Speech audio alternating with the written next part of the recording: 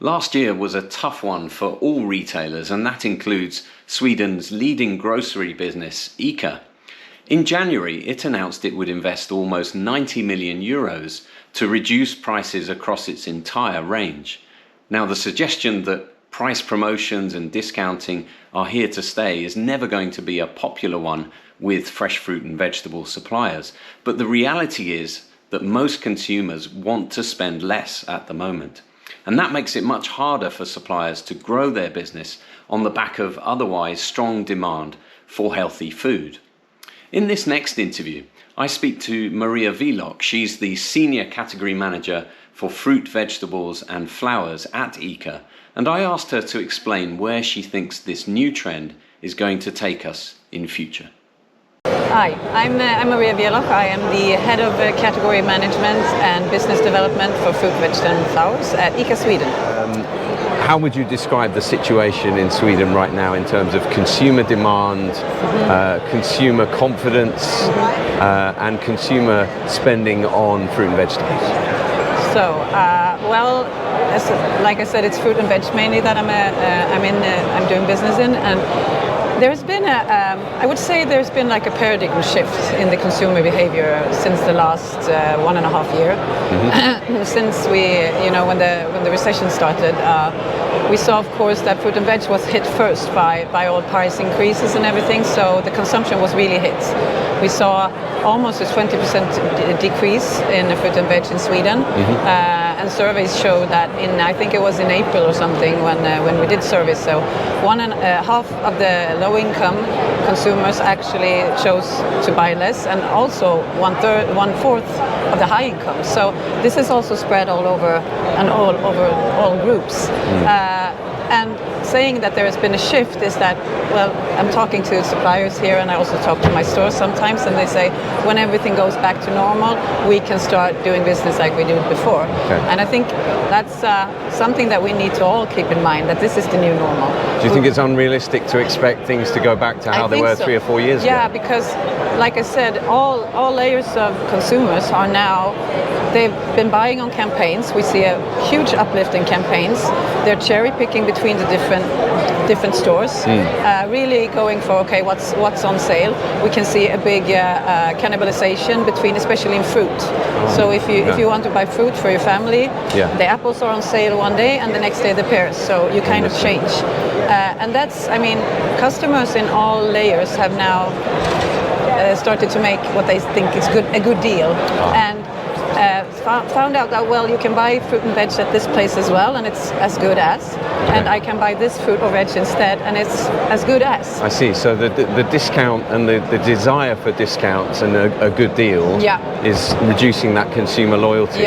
And I know that ICA Sweden has reacted and responded with quite a large budget of, I think it's 1 billion Swedish krona to invest in lower prices. And that clearly is a bit of a shift in terms of its approach to consumers in the country. What does that mean in practice?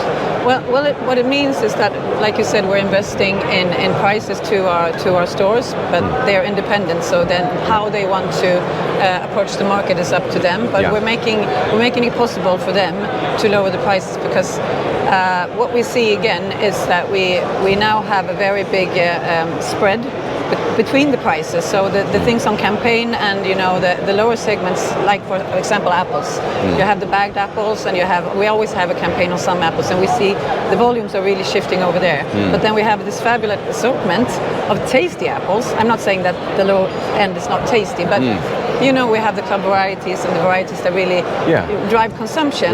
But the price is too high low, and we need to find a way to close that gap. So am I right in saying it's harder now for you to invest in quality products or branded products? Does it become, you have to be more selective, do you? No, I think we still, we're here, we're talking to suppliers, we're finding new brands, we're finding, we need to keep doing that, because we know that taste drives consumption. You can buy a cheap apple and you can try it, and it's like, oh, this was cheap, but I'm not going to buy it again.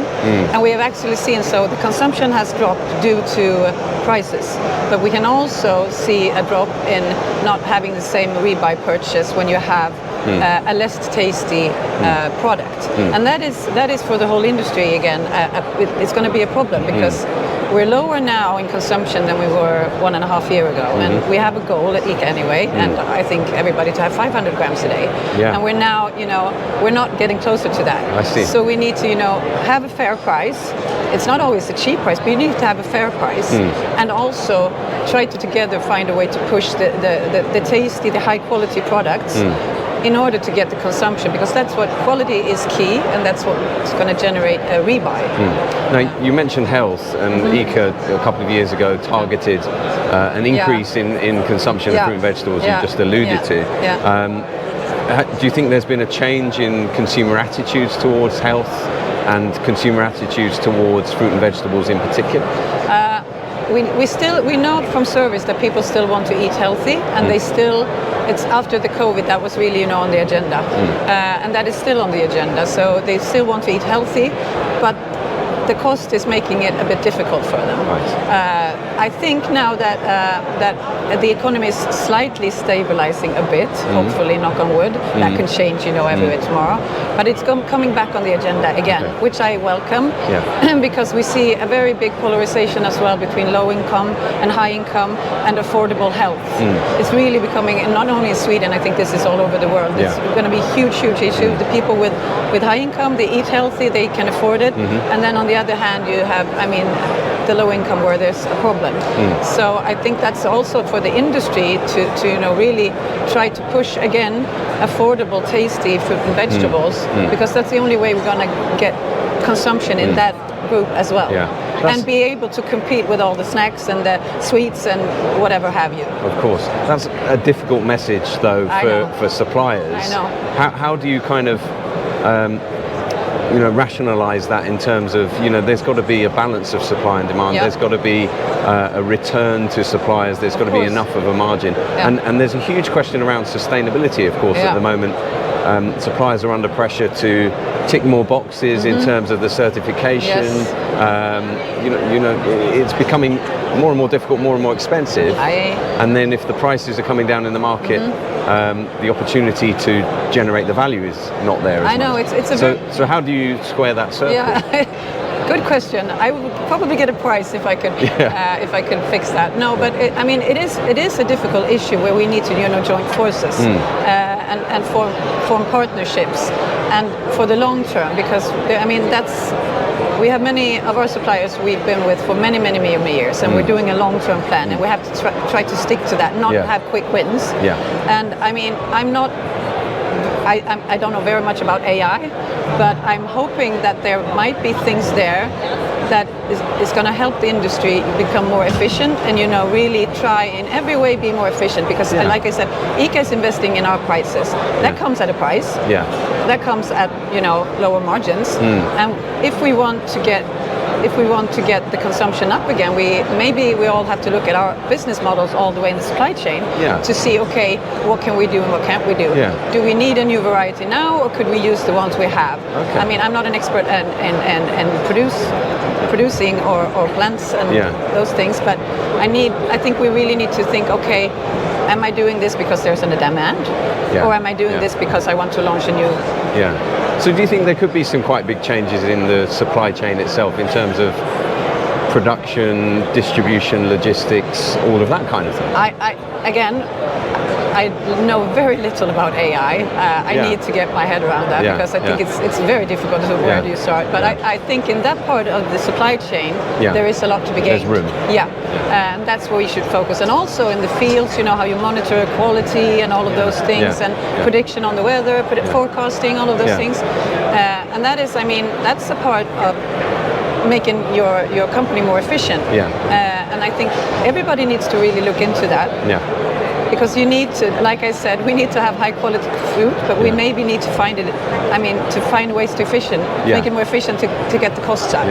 And Sweden is known for being kind of a major import market. It relies on imports a lot, especially on fruit and vegetables. Do you think maybe the distances involved will become shorter in the next few years? I think so. There is a big debate going on, and now with the war and everything, of being more self-sufficient. So I think all countries are looking, okay, so what can we produce in our own country, more local.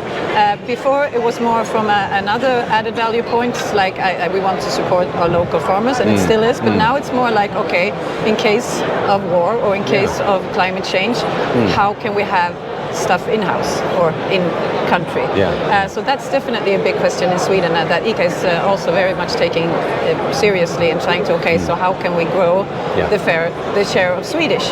But still, I mean, we are dependent on the rest of the world, and there are things that we can't do, but then we need to do it in the right way. So I know it's, I mean, but I think Sweden is not the only country that's resonating. No, exactly, and that's why it's so interesting to hear the view from Sweden. Maria, thank you very much. There's a lot to think about there, and thanks for giving us your expert view. Thank you so much. Thanks for having me. You're welcome. Thanks.